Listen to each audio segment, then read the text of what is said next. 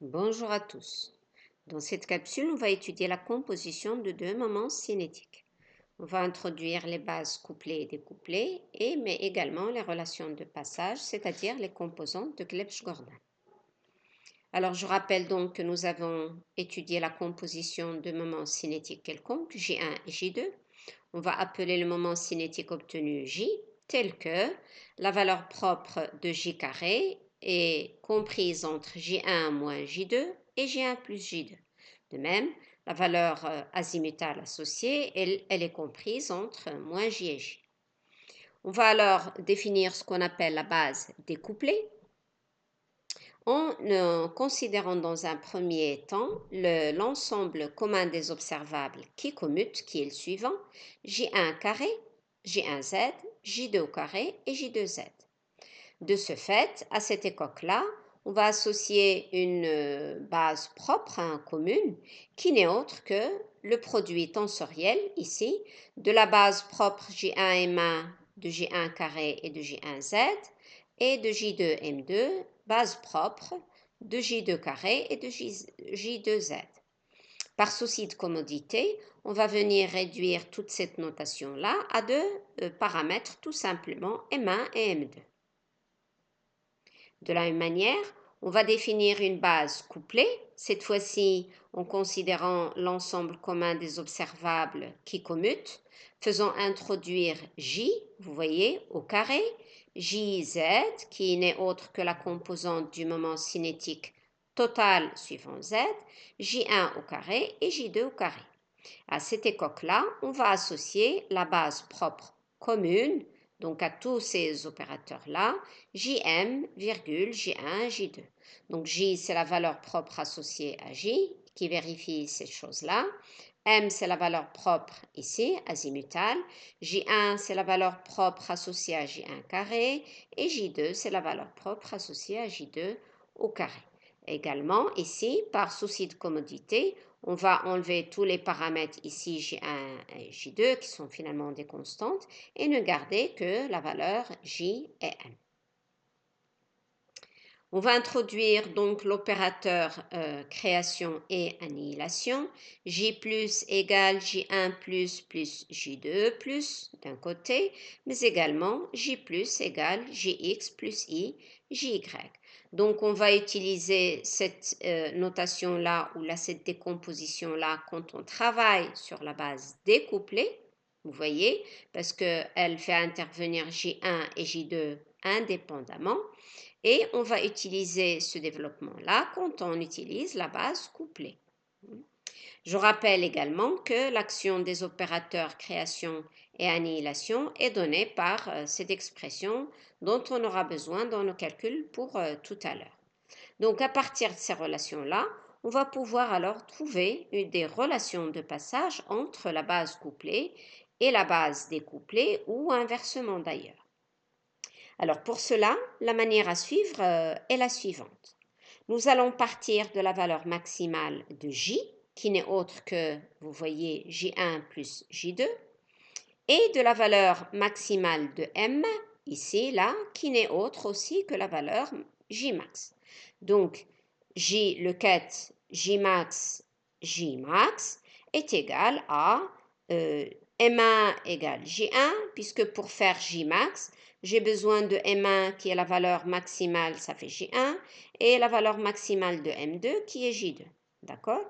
Donc finalement, au quête de la base couplée Jmax, Jmax, j'associe la base découplée, ou le quête de la base découplée, J1, J2. D'accord? La deuxième étape, c'est à partir de la valeur Jmax, J1 plus J2, et du quête donc, que je viens de calculer dans l'étape numéro 1, je vais appliquer J-. Vous voyez, J- vous fait passer au quête Jmax, Jmax moins 1. Si j'applique J-, encore une fois, j'aurai Jmax, Jmax moins 2, et ainsi de suite jusqu'au dernier quête, ici, Jmax moins Jmax, d'accord? Puisque ici, nous allons constituer le sous-espace qui correspond à ici la valeur propre Jmax, qui est de dimension de Jmax plus 1. L'étape 3, eh bien, je passe cette fois-ci au sous-espace Jmax moins 1. Je tiens à souligner que les vecteurs de base de ce sous-espace-là, eh bien, ils sont tous orthogonaux aux vecteurs de base associés à Jmax. D'accord? Donc, Jmax constitue à elle un sous-espace, Jmax moins 1 constitue à elle un deuxième sous-espace et les deux sous-espaces sont entièrement orthogonaux. Les éléments qui les constituent sont totalement orthogonaux. Donc, si je pars exactement de la même manière, vous voyez, je pars de la valeur maximale Jmax moins 1. La valeur de M azimutale correspondante, c'est bien Jmax moins 1. Et j'applique J moins une fois. Je vais obtenir ici Jmax moins 2, J moins deux fois, et ainsi de suite, jusqu'à le ket le plus bas, on va dire, la valeur azimutale la plus petite, qui est moins Jmax moins 1. D'accord? De ce fait-là, j'aurai constitué le sous-espace associé à la valeur Jmax moins 1. Et je peux évidemment constituer, refaire l'étape 2 et l'étape 3 indéfiniment jusqu'à la valeur minimale qui n'est autre que J1 moins J2. D'accord? Alors, pour mieux voir ces choses-là, on va étudier un exemple, le plus simple d'ailleurs, celui correspondant à l'addition de deux moments de spin 1,5.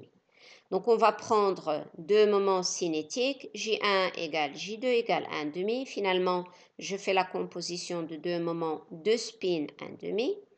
Je sais que pour le moment J1, M1 est compris entre moins J1 et J1, c'est-à-dire moins 1 demi, 1 demi, et il en est de même d'ailleurs pour J2.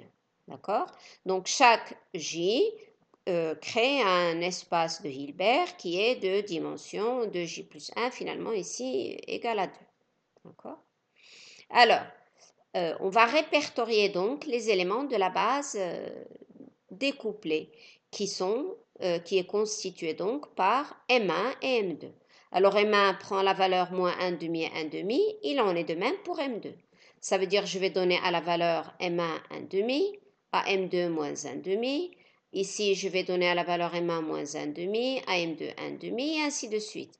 Le troisième correspond M1 égale 1 demi, M2 égale 1 demi, et la troisième M1 égale moins 1 demi, M2 égale moins 1 demi.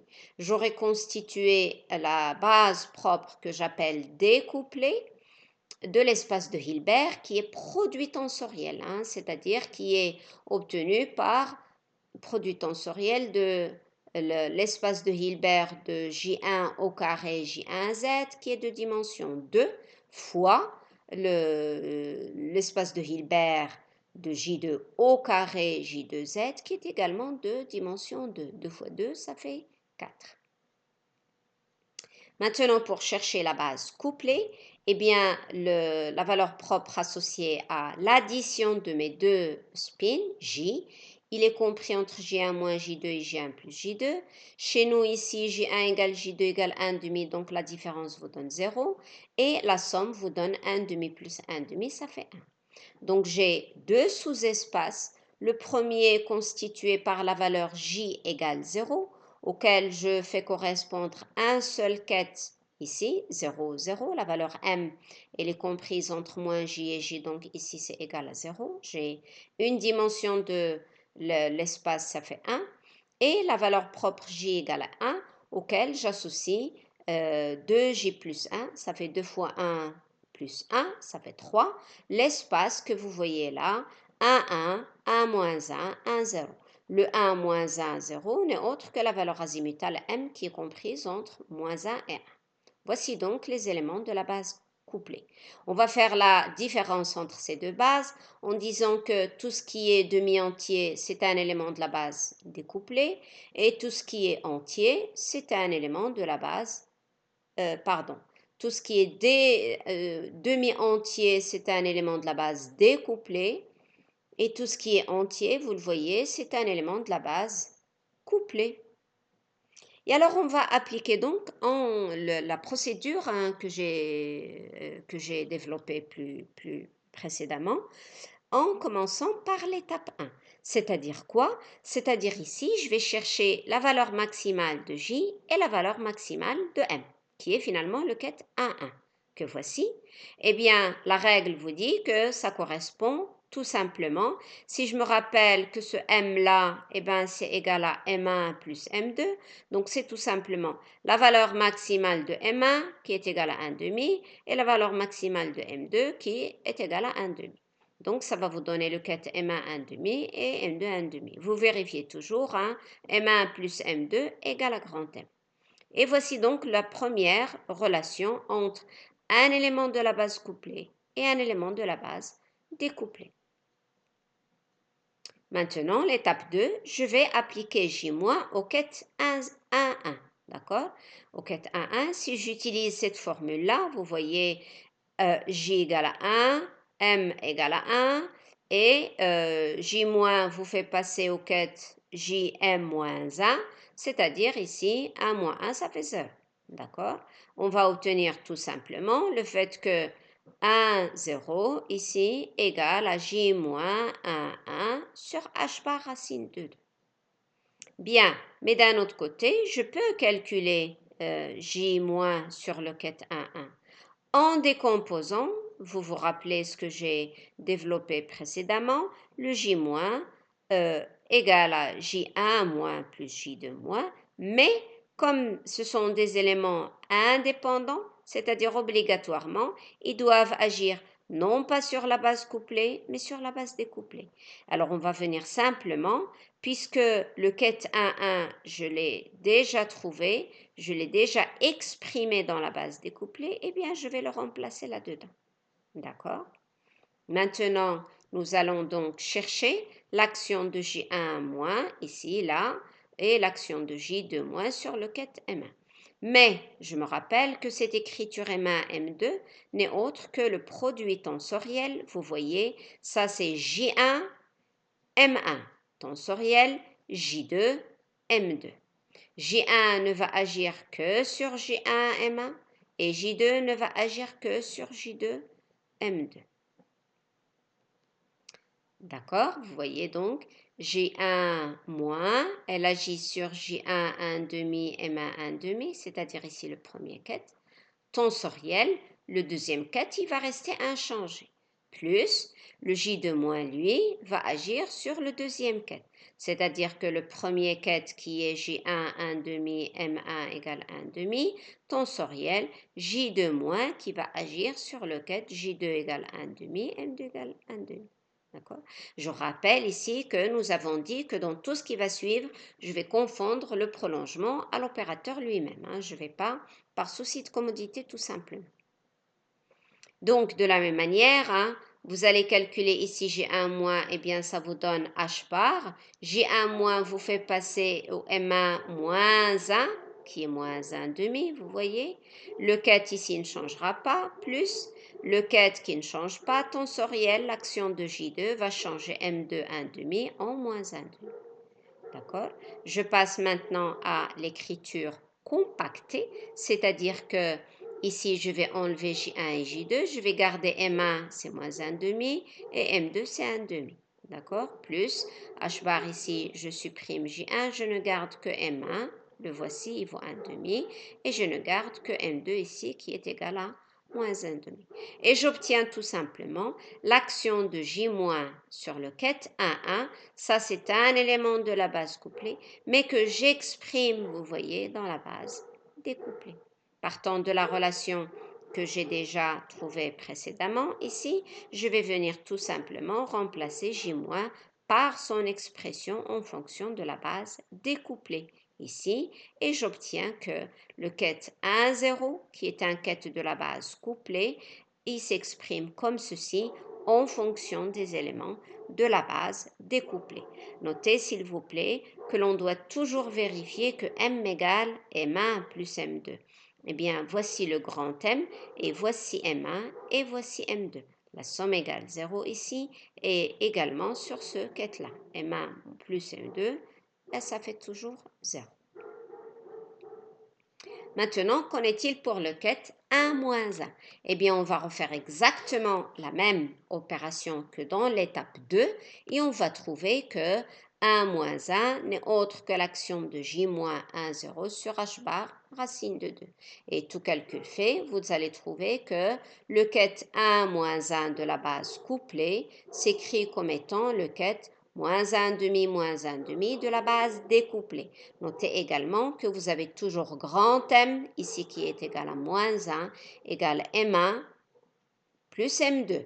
M1 il vaut moins 1 demi et M2 il vaut moins 1 demi.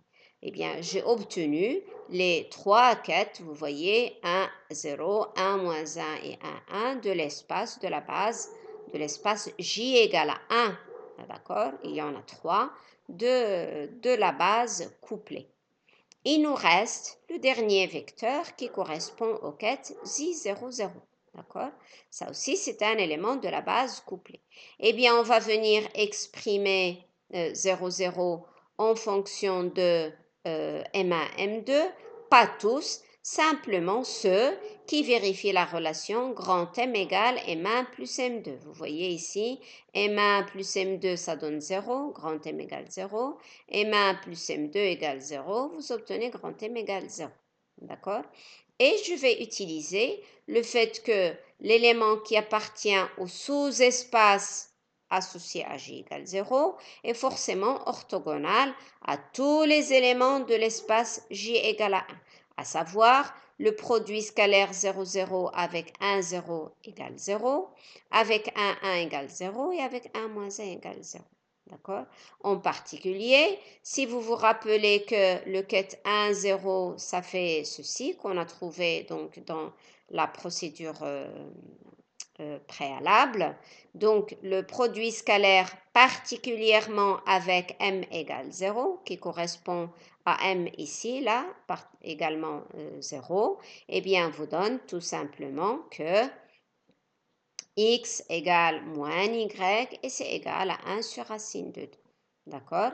Vous remplacez x, ici vous remplacez y et vous voyez que vous obtenez un quête 0, 0 qui est orthogonal au quête 1, 0 et qui est également dans lequel on vérifie bien que grand M égale M1 plus M2 de ce côté-là, mais également sur ce vecteur-là. Alors, de manière globale, si vous avez J1 quelconque et J2 quelconque, on peut toujours chercher des relations de passage entre des éléments de la base couplée et ceux de la base découplée. Eh bien, je vais vous donner juste un aperçu sur la méthode sans pour autant rentrer dans les détails et finalement, je vous donnerai la base, les composantes de Glebsch-Gordon. Alors, ce sont donc les composantes de Glebsch-Gordon, les composantes de passage d'une base à une autre, c'est-à-dire qui vous permet de passer de la base couplée à de la base découplée. Si je considère par exemple la base découplée, vous avez donc M1, M2, vous avez la relation de fermeture. La somme évidemment, elle agit sur tous les M1 variant de moins J1 à J1 et M2 allant de moins J1 à moins J2 à J2. D'accord? Donc ça c'est un opérateur et la somme de cet opérateur-là, c'est la relation de fermeture que vérifie toute base d'un espace de Hilbert. Donc, si je prends un élément de la base couplée, vous voyez grand J, grand M, vous pouvez toujours le décomposer sur les éléments de la base découplée, forcément. Alors, ce qu'est-là, ce produit scalaire ici, là, c'est-à-dire JM ma M2, c'est ce qu'on appelle les composantes de Glebsch-Gordon. D'accord? Et je vais vous donner juste une méthode, mais en fait sans pour autant entrer dans les calculs, comment on répertorie en fait les composantes de Glebsch-Gordon. Eh bien, on va commencer premièrement par dire que toujours grand M égale M1 plus M2. Toujours. Donc, le produit scalaire, ces éléments de la base-là, sont tous ceux qui sont non nuls en fait. Eh bien, ils vérifient l'indice, ce produit scalaire-là, M ici, doit forcément être égal à M1 plus M2. Ce produit scalaire-là, eh bien, il vaut delta de M, virgule, M1 plus M2. D'accord? Il n'est non nul que pour les éléments grands M égale déjà. Donc, ça fait que vous en avez plein qui sont nuls. Ceux qui sont non nuls vérifient cette chose-là. Relation d'orthogonalisation. Si vous prenez la base couplée, tous les éléments de la base couplée sont orthogonaux. Vous voyez, je prends donc ce produit scalaire et je l'exprime en intercalant tout simplement ici la relation de fermeture, vous la voyez, mais de la base découplée. D'accord? Alors, ce produit scalaire ici, là, il est nul, sauf quand J égale J' et M égale à M', c'est-à-dire égal à delta JJ', delta de M', delta étant évidemment l'indice de Kronecker. Il en est de même pour la base découplée. Donc, tous les éléments de la base découplée ici sont orthogonaux, même orthonormés. De la même manière, dans ce produit scalaire-là, je viens introduire la relation de fermeture, mais cette fois-ci de la base couplée, vous la voyez ici, et vous obtenez que ce produit scalaire-là, eh bien, il est nul, sauf quand M' égale M1 et M2' égale M2, c'est-à-dire égale l'indice de Kronecker M1 M1' fois l'indice de Kronecker M2 égale M2. Ça, c'est une composante de Glebsch-Gordon, ça, c'en est une autre. Également ici, hein, vous voyez, j'ai M, M1, M2, ça c'est une composante de Glebsch-Gordon. Donc, ces composantes de Glebsch-Gordon, eh bien, elles vérifient ces équations. Ce sont deux équations que vérifient ces composantes. Et elles ne sont pas les seules, puisque vous voyez que si vous appliquez le quête J plus J moins au quête JM, et que vous projetez le résultat sur la base découplée M1, M2, eh bien, ça va vous donner, vous voyez, des relations de passage. Ça, c'est une composante de Glebsch-Gordon. Ça, c'est encore une composante de Glebsch-Gordon. Et ici, vous en avez encore une autre. On peut pour encore rajouter des contraintes, dire que, eh ben, on ne va choisir que des composantes de Glebsch-Gordon qui soient réelles et ainsi de suite. Donc, l'ensemble de ces équations-là, une fois résolues, pour un JM donné et M1, M2 donné, eh bien, vont vous donner des bases, des tableaux répertoriés dans lesquels vous obtenez directement les relations de passage entre la base couplée que vous voyez là et la base découplée que vous voyez là.